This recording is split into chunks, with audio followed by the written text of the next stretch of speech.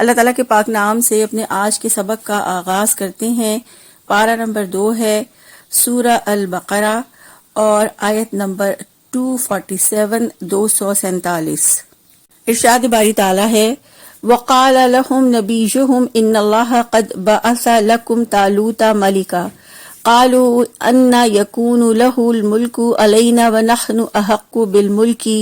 منه ولم يؤت ساعة من المال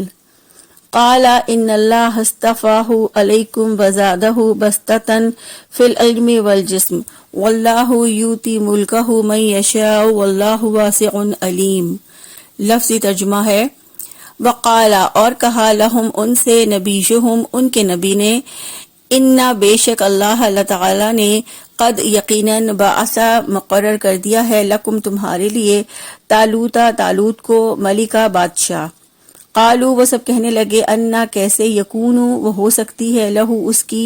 الملک بادشاہی علینا ہم پر ونحن حالانکہ ہم احقو زیادہ حقدار ہیں بالملک بادشاہی کے منہ اس سے ولم اور نہیں یوتا اسے دیا گیا ساعتن وسط من المال مال سے۔ قالا اس نے کہا ان اللہ بے شک اللہ تعالیٰ نے اصطفاہ منتخب کیا ہے اسے علیکم تم پر وزادہ اور زیادہ دی ہے اسے بسطتاً کشادگی فی العلم علم میں والجسم اور جسم میں واللہ اور اللہ تعالیٰ یؤتی وہ دیتا ہے ملکہ اپنی بادشاہت من یشاء جسے وہ چاہتا ہے واللہ اور اللہ تعالیٰ واسع وسعت والا ہے علیم بہت علم والا ہے۔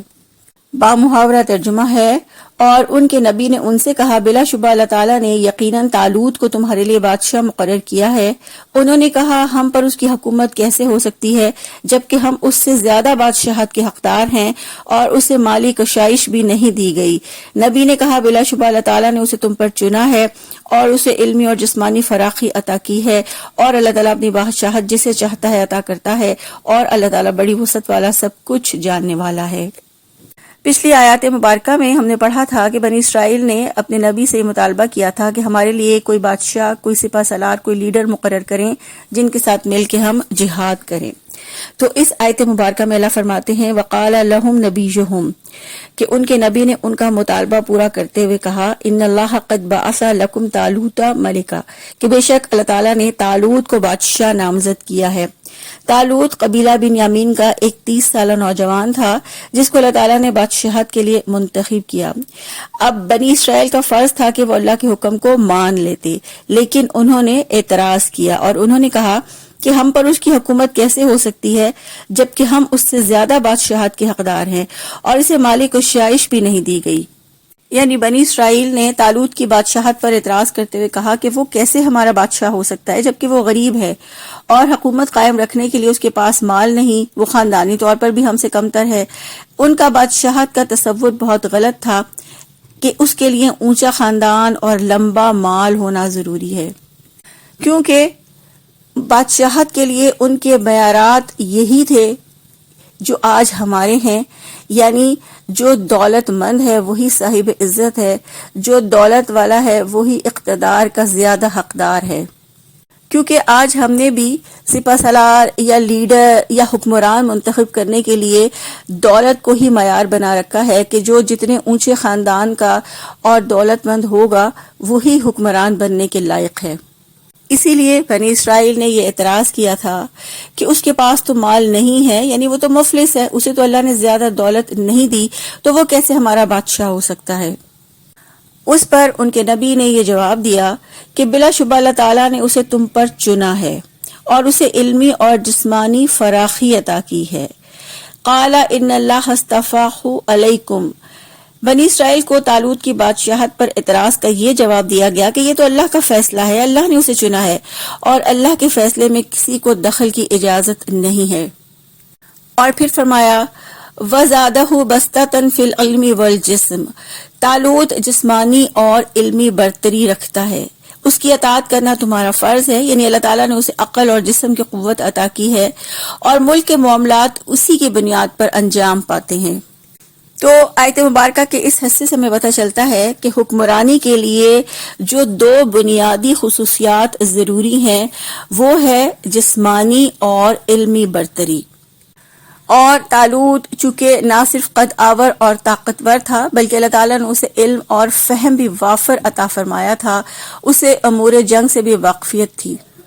اور طالوت کے معنی بھی لمبے تڑنگے کے ہیں۔ اور جسمانی فراخی جس کے بارے میں کہا جاتا ہے کہ عقل سلیم جسم سلیم میں ہوتی ہے، اور شجاعت، مدافعت کی قدرت، ہیبت اور وقار جسمانی فراخی کا ہی نتیجہ ہوتا ہے۔ اور علمی فراخی کے بارے میں حضرت عمر رضی اللہ عنہ کا قول ہے کہ سردار بننے سے پہلے سمجھدار بنو، یعنی دین کا علم حاصل کرو۔ اسی طرح امام بخاری فرماتے ہیں کہ سردار بنائے جانے کے بعد بھی علم حاصل کرو۔ تو یہاں اس آیت مبارکہ سے ہمیں پتہ چلتا ہے کہ بنی اسرائیل کو ان کے نبی نے اسی طرح سمجھایا کہ تمہارے نزدیک تو عزت اور سرداری کا معیار دولت ہے، مگر اللہ تعالیٰ نے طالوت کو 2 چیزوں کی بنیاد پر چنا ہے کہ ایک تو وہ جسمانی طور پر مضبوط اور طاقتور ہے، اور دوسرا یہ کہ اسے علم، فہم، سمجھداری اور دانشمندی عطا فرمائی ہے۔ پھر فرمایا واللہ یؤتی ملکہ من یشاء، اور اللہ اپنی بادشاہت جسے چاہتا ہے عطا کرتا ہے۔ اللہ تعالیٰ کو یہ اختیار ہے کہ وہ جسے چاہے اپنا ملک دے، وہ جسے چاہے اپنی طرف سے اقتدار بخشے۔ واللہ واسع علیم، اللہ بڑی وسعت والا، سب کچھ جاننے والا ہے۔ اللہ بڑی وسعت والا ہے، اللہ کی وسعت عطا ہے، کوئی اس کا اندازہ نہیں کر سکتا۔ وہ بڑا علم رکھنے والا ہے، وہ سب کچھ جاننے والا ہے، وہ جانتا ہے کہ فضل کا صحیح حقدار کون ہے، اور اسی کے مطابق وہ اپنا فضل عطا فرماتا ہے۔ تو آیت مبارکہ کے اس حصے سے ہمیں پتہ چلتا ہے کہ اقتدار دینا اور اقتدار چھین لینا اللہ کے اختیار میں ہے۔ اللہ جسے چاہتا ہے اقتدار دیتا ہے، اور ہمیں یہ بھی پتہ چلتا ہے کہ اقتدار کے لیے 2 خوبیاں ہونا ضروری ہے، ایک جسمانی قوت اور دوسرا علم۔ اور جب کوئی عقل اور رائے میں کمال رکھتا ہو اور قانون نافذ کرنے کی طاقت بھی رکھتا ہو تو وہ کمال حاصل ہو جاتا ہے، اور ان میں سے ایک کے کم ہونے کی صورت میں بھی نظام خراب ہو جاتا ہے۔ اللہ تعالیٰ سے دعا ہے اللہ تعالیٰ ہمیں اپنی آیات کا سچا اور صحیح فہم عطا فرمائیں، اور اللہ تعالیٰ ہمیں نیک اور صالح حکمران عطا فرما دیں، آمین۔ سبحانک اللہم و بحمدک، نشہد ان لا الہ الا انت، نستغفرک و نتوب الیک۔ السلام علیکم ورحمۃ اللہ وبرکاتہ۔